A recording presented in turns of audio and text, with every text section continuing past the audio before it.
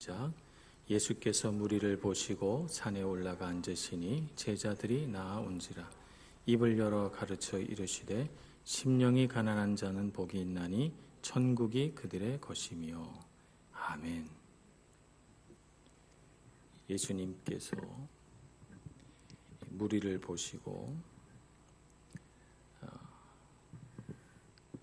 그들을 하나님 말씀 가운데 이끄셔서 팔복을 선언하는 장면입니다. 무리를 보셨다고 하는 이 말씀이 오늘 5장 1절 첫 부분에 나옵니다만, 예수님께서 이렇게 많은 무리가 예수님을 따르는 것을 모르고 계셨다가 5장 1절에 이르러서야 갑자기 예수님이 무리를 보신 것이 아닙니다. 예수님 눈에 무리가 보인 것이 아닙니다. 그러니까 이 말씀의 의미는 못 보시고 계시다가 갑자기 예수님이 무리가 이렇게 많이 모여들었다는 것을 알았다는 의미는 아니죠. 4장 25절 끝에 보면 갈릴리와 데가볼리와 예루살렘과 유대와 요단강 건너편에서 수많은 무리가 따르니라고 했으니까 예수님은 이 수많은 무리가 따르는 것을 이미 보셨고 알고 계셨습니다. 그런데 5장 1절에 무리를 보시고라고 하는 말은 이 무리를 주목해 보셨다라고 하는 의미입니다. 주의 깊게 보셨다는 것이죠. 이런 의미로 예수님의 보심을 우리가 생각해 본다면 예수님께서 제자들을 보시고 부른 것과 같은 맥락에서 예수님은 그 보심을 통해서 무엇인가를 아셨다라고 하는 것을 우리가 충분히 이해할 수 있습니다. 예수님이 보셨다라고 하는 것은 그냥 스쳐 지나가는 눈빛으로 보셨다는 것이 아니고 주목해 보심으로 무언가를 아셨다라고 하는 것을 의미합니다. 예수님은 무엇을 보셨으며 무리에게서 무엇을 아셨다는 말일까요? 예수님은 예수님을 따르는 이 무리들의 마음을 아셨다, 이렇게 우리가 이해할 수 있습니다. 그들이 도대체 무엇을 찾는지 아셨다는 것이죠. 그들이 예수님에게서 기대하는 것이 무엇인지 아셨다는 것입니다. 요한복음 2장 23절 말씀부터 25절 말씀에 따르면 예수님은 공생의 초기부터 이 무리들의 마음을 잘 아셨습니다.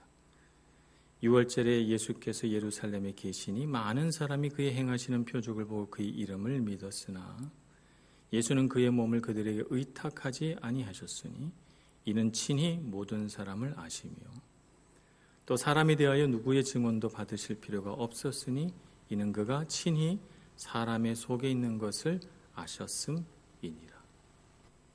사람의 속에 있는 것을 아셨다, 이렇게 예수님은 분명히 성경에 기록되어 있습니다. 예수님의 마음은 그렇습니다.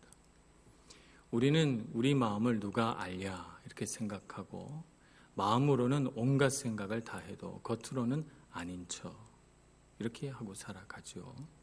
그러나 예수님은 우리의 마음을 꿰뚫어 보시는 분이시죠. 그래서 사람의 속에 있는 것을 다 아셨습니다. 무리를 보시고 예수님께서 아신 것은 무엇일까요?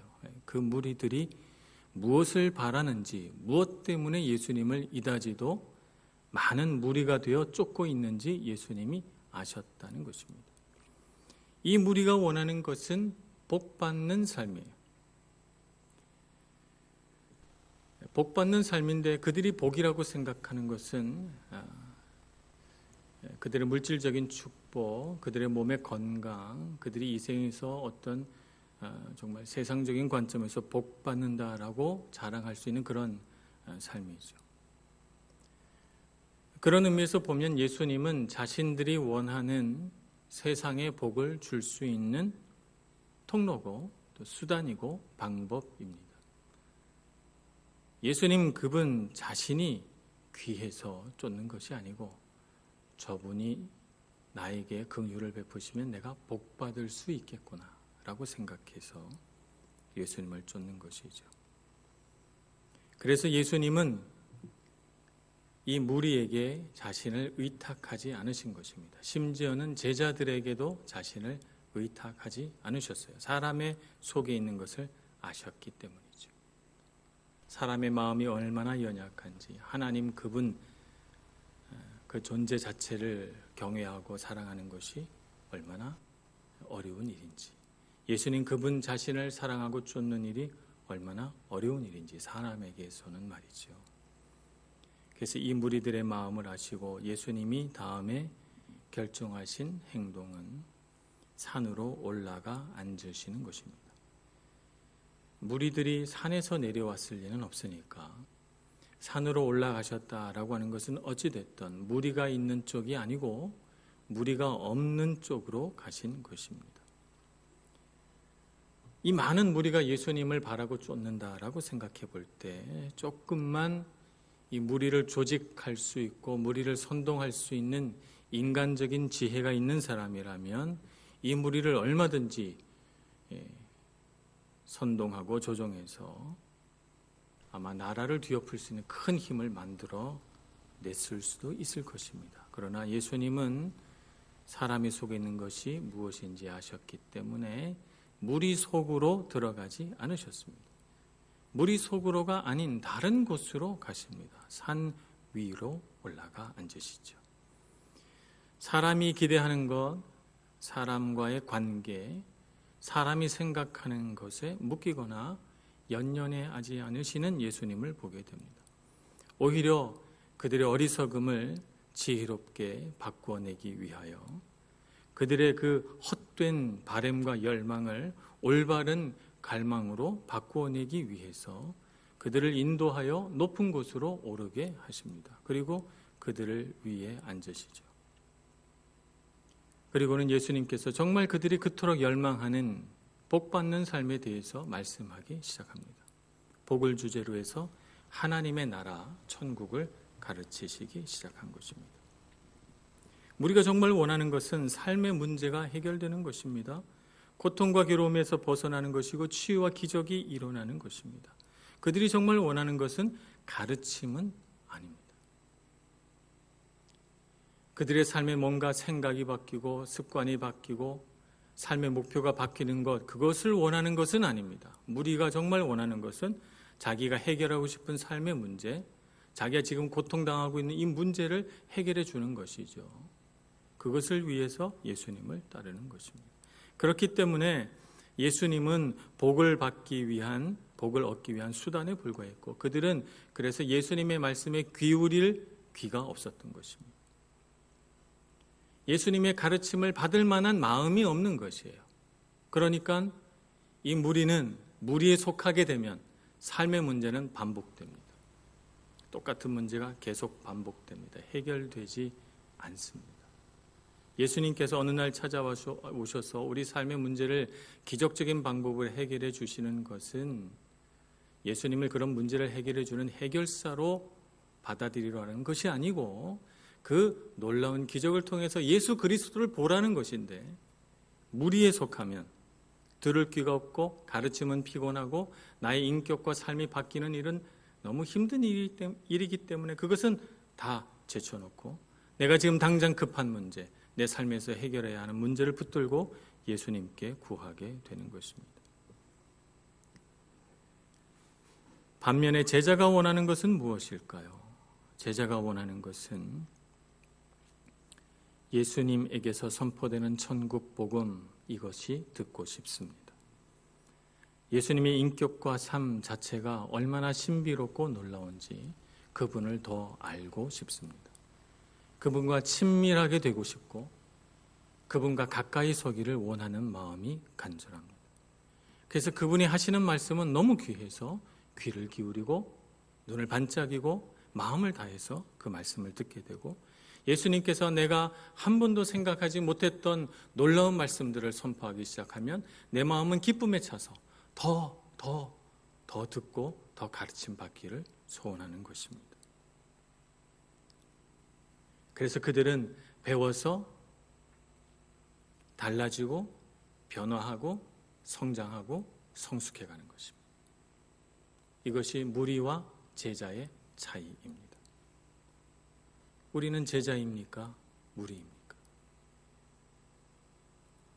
무리를 가르치시려고 예수님이 산 위에 올라가 앉으셨건만 오늘 1절 말씀에 보면 무리가 나온 것이 아니고 제자들이 나왔습니다.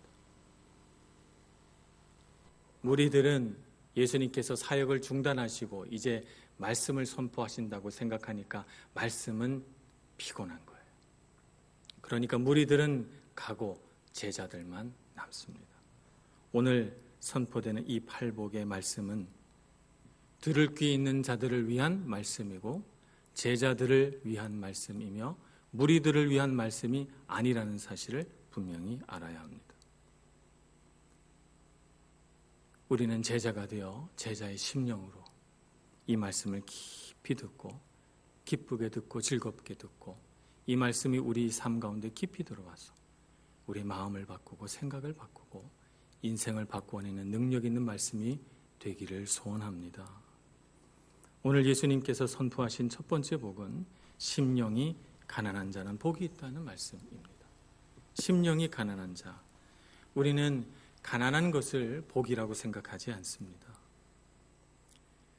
가난이란 삶에 뭔가 결핍되고 삶이 무언가 궁핍하다는 것을 의미합니다. 삶에 무언가가 결핍되면 우리 삶은 어떻게 됩니까? 우리 삶은 욕구가 좌절되는 것을 느낍니다. 먹고 싶은데 먹을 수 없고 입고 싶은데 입을 수 없고 내가 뭔가 여행도 가고 뭔가 하고 싶은 것이 있는데 돈이 없으면 아무것도 할 수 없습니다.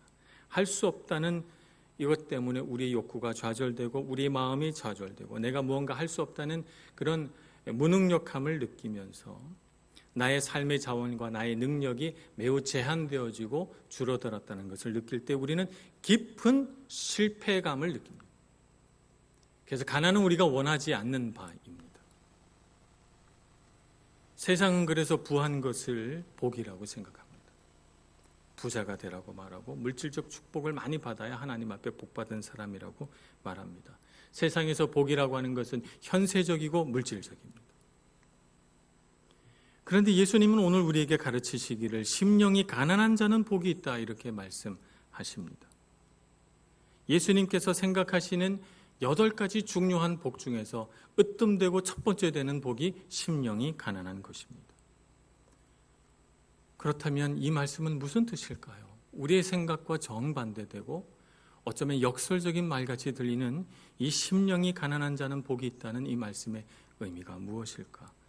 우리가 이 말씀의 의미를 깊이 알고 정말 마음이 가난하고 심령이 가난한 것이 얼마나 큰 복인가 하는 것을 알게 될 때 우리는 정말 복받는 삶을 살게 될 줄로 믿습니다.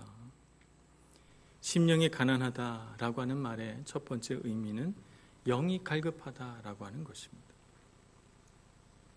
하나님의 도우심이 갈급한 사람, 간절한 사람, 구원의 은혜에 목마른 사람, 하나님 안에서 기쁨을 얻기 위하여 마음이 너무너무 가난해진 사람, 정말 하나님께 예배하는 기쁨을 얻고 싶고 하나님 앞에 기도하는 기쁨을 얻고 싶고 주님을 만나 동행하는 기쁨을 얻고 싶고 말씀을 읽었을 때 즐겁고 행복하기를 원하는데 왜 안 될까?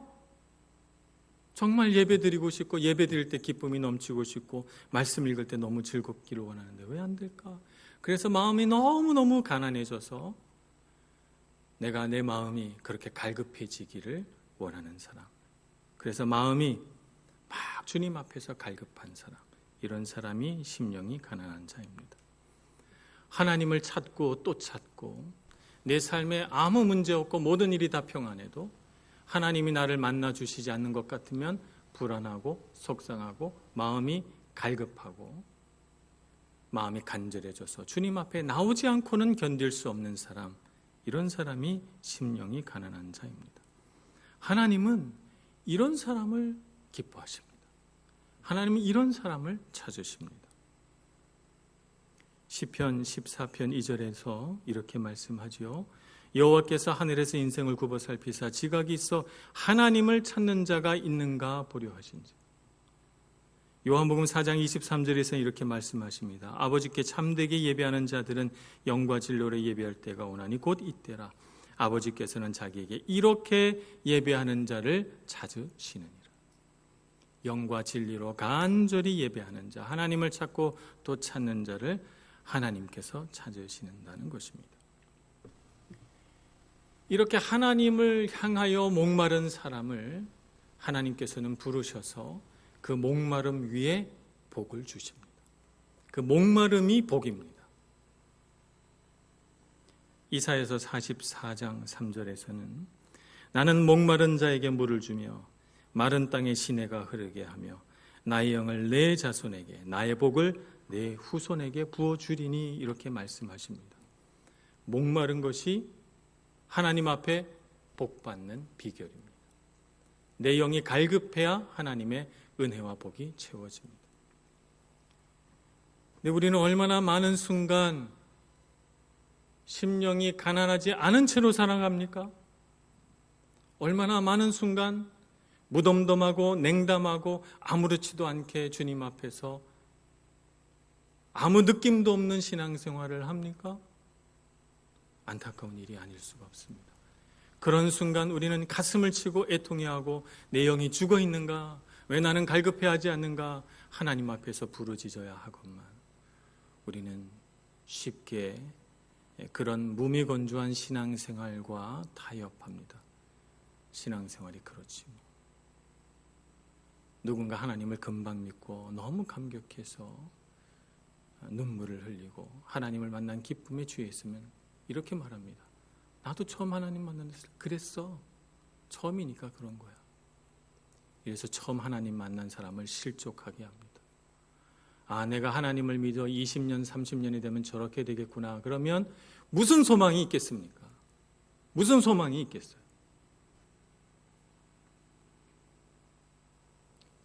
우리는 날마다 주님을 향해 목말라야 될 줄로 믿습니다. 우리는 정말 주님을 향해 간절해야 합니다. 인생을 살면 살수록 하나님이 복 주시지 않으면 복이 없구나. 하나님을 떠나서는 내가 살 수 없구나.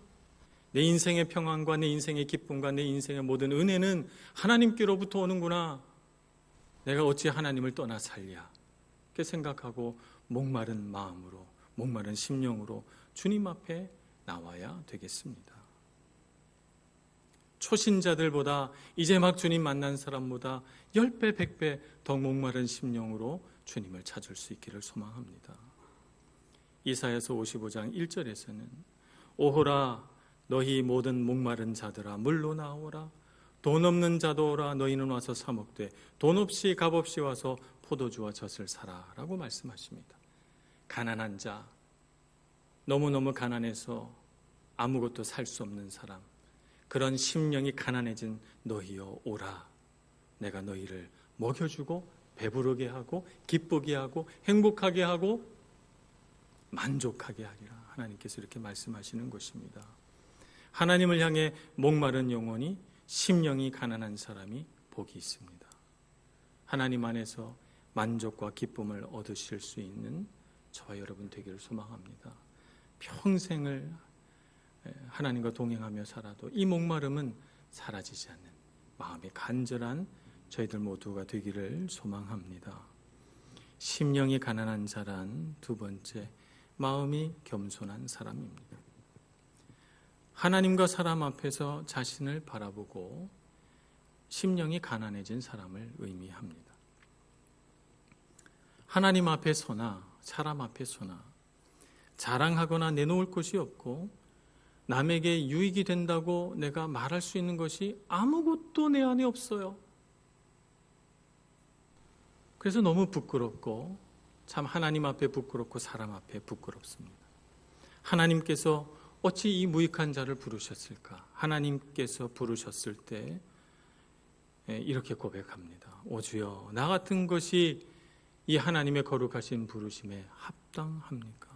탄식하며 자신에 대해서 깊이 좌절하고 심령이 가난한 자는 복이 있나니 라고 하는 이 말씀을 읽을 때 이 말씀이 지식으로 이해되는 것이 아니라 그냥 그 말 그대로 딱 나구나 라고 이해되는 사람, 그런 사람이 심령이 가난한 사람입니다. 심령의 가난함을 아는 자, 자신의 무가치함과 자신의 무익함을 아는 자, 자신이 얼마나 죄인인가를 깊이 깨닫는 자, 이런 사람이 심령이 가난한 자요 마음이 겸손한 자인 것입니다.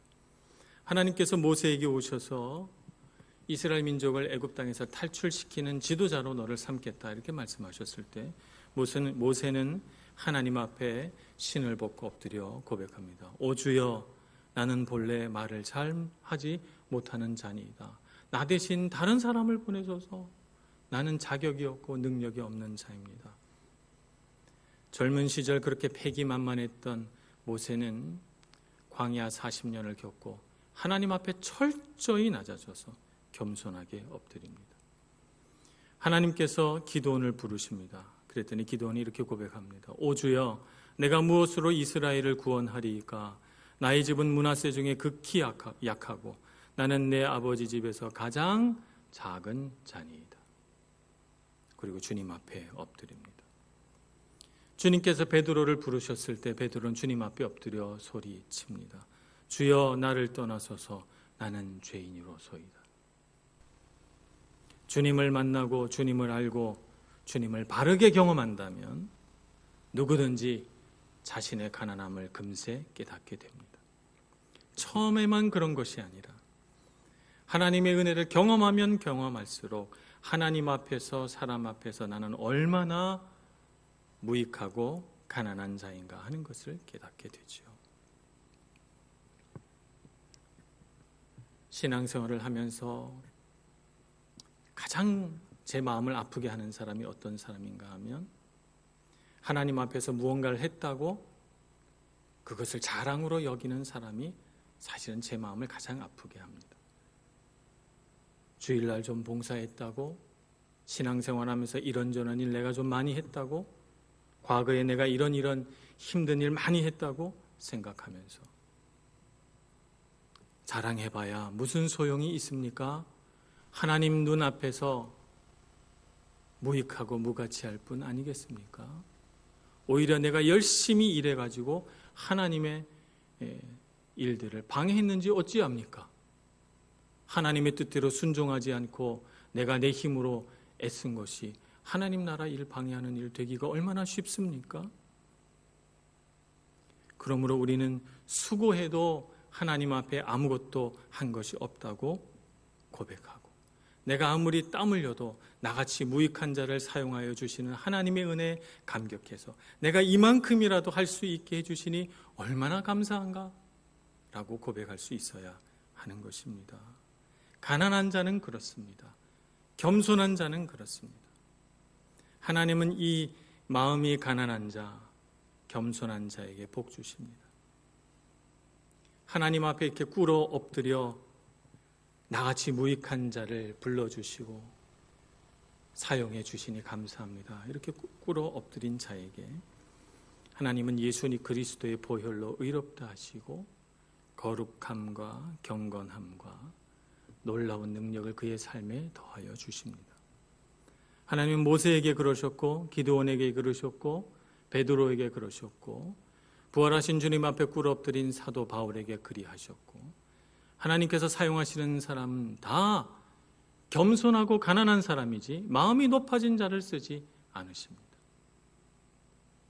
바리새인과 같이 자기의 의로 마음이 한껏 높아져서 어디든지 장치에서든 시장에서든 높은 자리에 앉아서 자신의 거룩함을 드러내려고 했던 자는 오히려 예수님의 입에서 저주의 말씀만 들었을 뿐입니다. 우리는 주님 앞에 마음이 겸손한 사람이 되어야 되겠습니다. 마음이 겸손하고 마음이 가난한 것이 복입니다. 하나님께서 그 빈 마음에, 그 탄식하는 마음에 위로를 베푸시고 하나님의 아들이라고 또 딸이라고 불러주시고, 이런 사람을 하나님은 가장 낮은 자리에서 가장 높은 자리로 올려주십니다. 겸손이 능력이요 겸손이 복입니다. 이런 사람이야말로 하나님 나라의 소망이 있지 않겠습니까? 우리는 주님 앞에서 우리가 얼마나 가난하며 부족한 자인가 하는 것을 깨닫고 깊이 탄식하고 또 주님 앞에 회개하며 항상 주님 앞에 겸손한 사람 되기를 소원합니다. 세 번째, 심령이 가난한 자는 하나님 앞에서 잘 훈련된 사람이라고 할 수 있습니다. 왜냐하면 심령이 가난한 자가 자가 복이 있다라고 말씀하실 때 그것은 우리 사람들을 구별하시는 말씀이 아니고 우리에게 심령이 가난한 자가 되라라고 하는 하나의 권면이고 명령이라고 듣게 되면 우리는 심령이 가난한 자가 되기 위하여 분투해야 되고 심령이 가난한 자가 되기를 소망해야 됩니다. 이것은 우리가 영적으로 힘쓰고 간절히 소원하고 노력해서 정말 가난한 자가 되기 위하여 훈련되어질 때 가능합니다.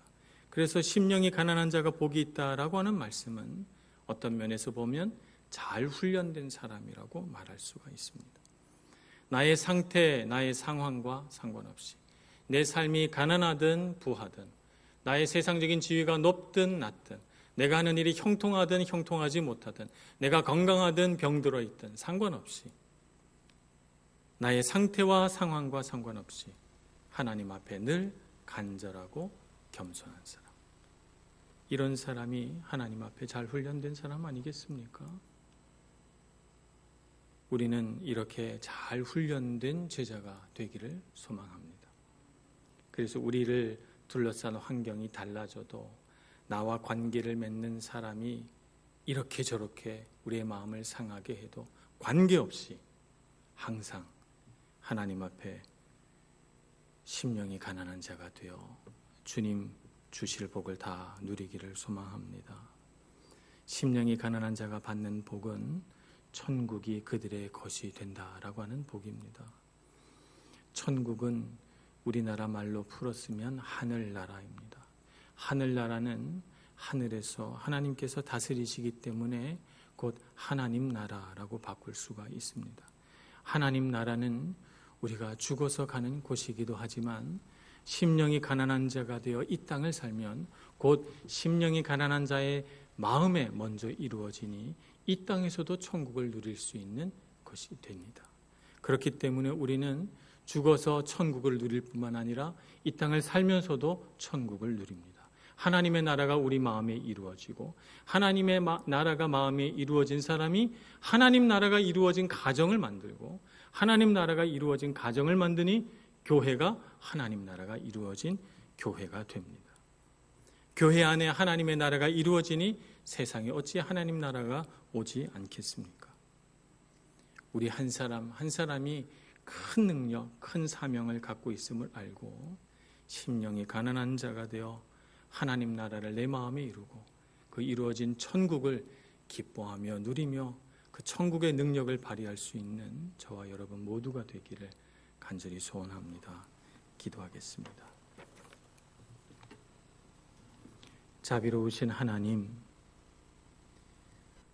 우리의 마음이 너무나도 부요해지고 높아져서 심령이 가난한 자가 된다는 것이 내 삶에 얼마나 필요하고 절실한 일인가를 잘 모르고 살았습니다. 주님, 우리의 부해진 마음, 우리의 높아진 마음을 회개하오니 주여 용서하여 주시옵소서. 가난한 사람 되게 하여 주시옵시고 세상의 부함을 쫓아 하나님으로부터 그들의 눈이 멀어질 때 우리는 오히려 심령이 가난한 자가 되어 주님을 찾고 또 찾는 저희들 되게 하여 주옵소서. 주님을 갈급하게 찾음으로 주님께서 주시는 은혜와 복을 충분히 충만하게 누리게 되기를 소원합니다. 주님, 이 시간 우리 마음에 은혜를 부어주시고 기쁨을 가득하게 하여 주옵소서. 예수님의 이름으로 기도합니다. 아멘.